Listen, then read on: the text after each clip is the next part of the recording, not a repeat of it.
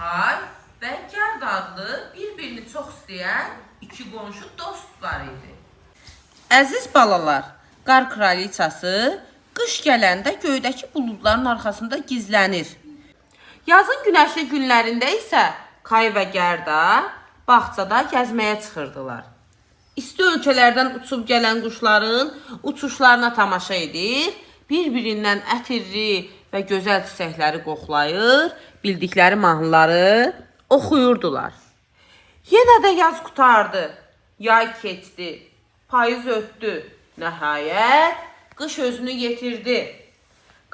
Xizəyimi bunun arxasına bağlayıb, lap uzaqlara gedəydim deyə düşünürdü. Doğrudan birdən Qar Kraliçası onun xizəyini dartıb gətirdiyini gördü. Yuxun gəldi.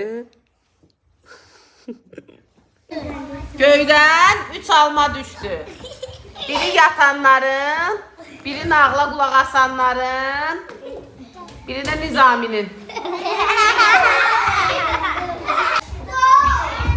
Nağıl xoşunuza gəldi.